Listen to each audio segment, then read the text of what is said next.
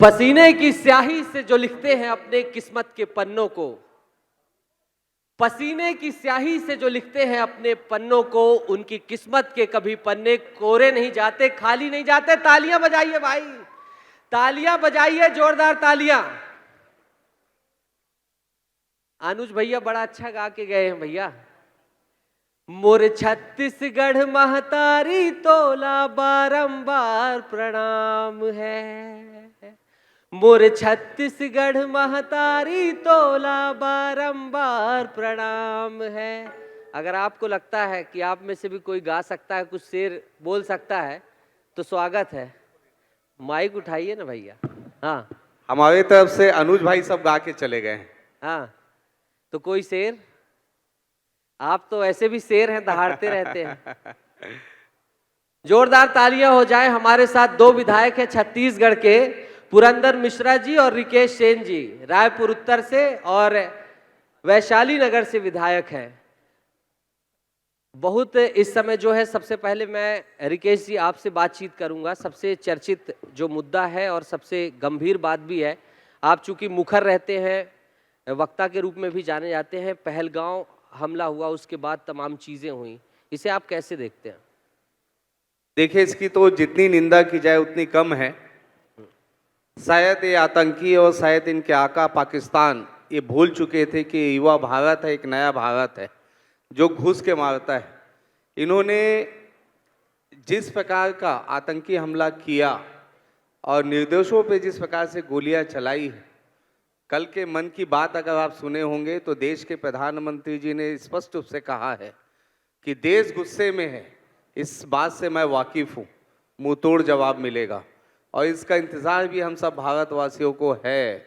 निश्चित रूप से सभी जो आतंकी हमले में मारे गए हैं सभी को श्रद्धांजलि अर्पित करता हूँ और इस घटना को दोबारा ना हो इसके लिए भारत सरकार जो है सचेत है।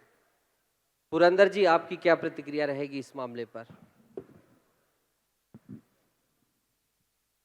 देखिए,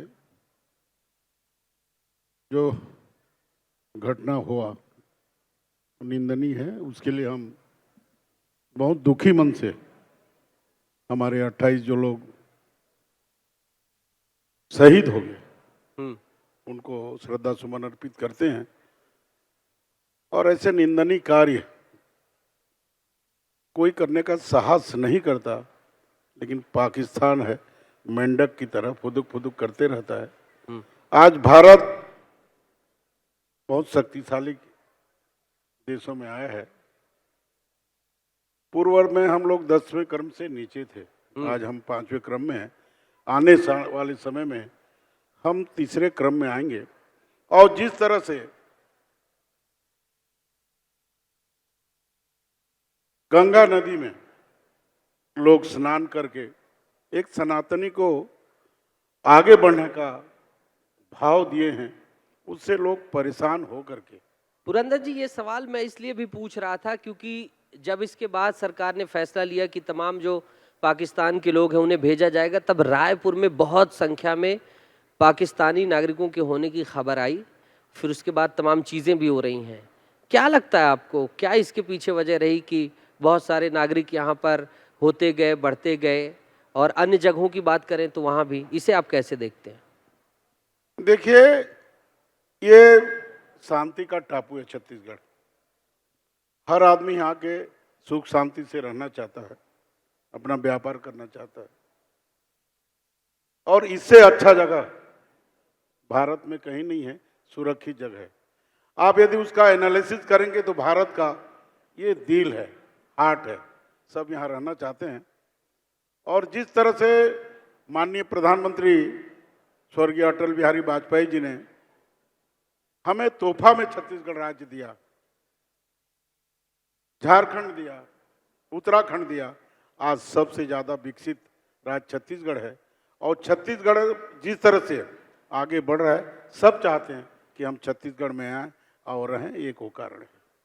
क्या इससे पहले आपको मैं देखता था कि आप जो है तमाम चीज़ों पर बेबाकी से बोल रहे थे, क्या इसके पीछे और भी कुछ कारण आप देख पा रहे हैं? क्योंकि पहले भी आपने कहा कि बांग्लादेशी बहुत सारे हैं, तमाम चीज़ें, अब आप खुल कर नहीं बोल रहे। देखिए, मैं आपको स्पष्ट तौर पर बताना चाहता हूं कि भारत आने वाले समय में विश्व का सिरमौर होगा, विश्व गुरु बनेगा, विश्व मित्र बनेगा।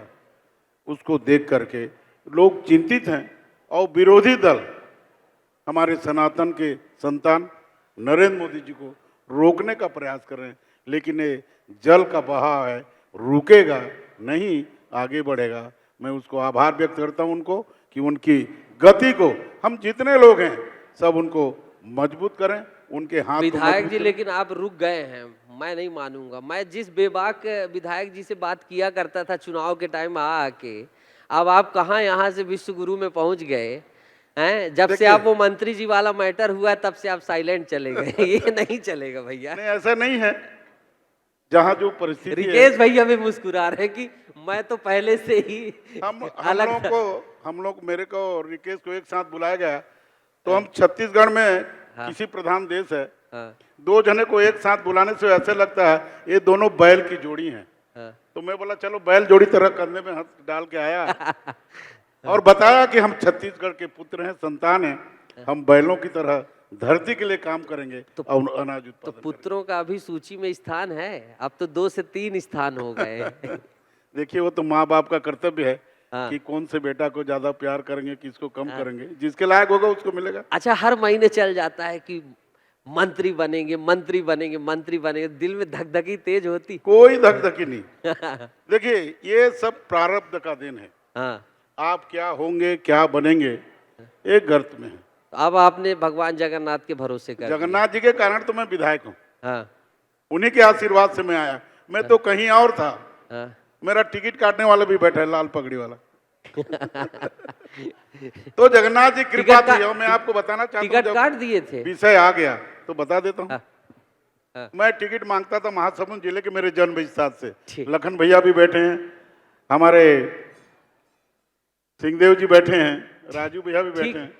रिकेश जी, आपसे प्रतिक्रिया चाहूंगा कि आप इसको कैसे देखते हैं, चूंकि आप मुखर वक्ता रहे हैं। ये जो पाकिस्तानी के संदर्भ में आया कि बांग्लादेशी घुसपैठिए हैं, बहुत सारे लोग हैं, और अभी यही चीजें चल रही कि इनको बाहर करना है, इस पूरे सिनेरियो को आप कैसे देखते हैं?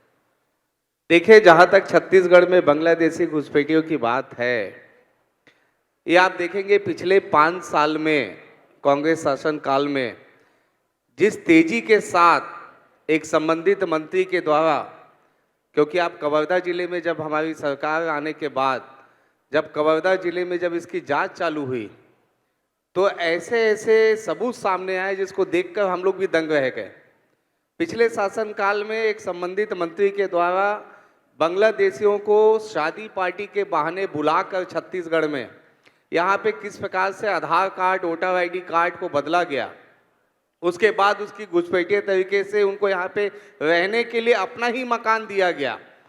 और इससे ये साबित हुआ कि पिछले 5 साल में बांग्लादेशी घुसपैठिए बहुत तेजी के साथ छत्तीसगढ़ में प्रवेश किए, जो बड़ा ही चिंता का विषय है। हमारी सरकार आने के बाद मैंने जब पहला विधानसभा सत्र जब हुआ तो मैंने ये बात भिलाई का मुद्दा मैंने उठाया। हमारे उस समय तत्कालीन मुख्यमंत्री भूपेश बघेल जी के निवास स्थान के मात्र 1 किलोमीटर की दूरी पर वो बांग्लादेशियों का एक पूरा बस्ती बसाया गया था, जिसे तत्काल मेरे बोलने के बाद उस पे जो है हमारे उद्योग मंत्री आदरणीय लखनलाल देवांगन जी ने जांच के आदेश दिए और उस पूरे बस्तियों को तोड़ने का काम और खदेड़ने का काम भी चालू हुआ। तो देखिए, पिछले 5 साल में इस बात से इनकार नहीं किया जा सकता कि बांग्लादेशी घुसपैठिए बहुत तेजी से आगे बढ़े हैं। वाह, आप दोनों प्रखर वक्ताओं का बहुत बहुत दिल से धन्यवाद। आप दोनों पधारे, आपने तमाम मुद्दों पर बातचीत की।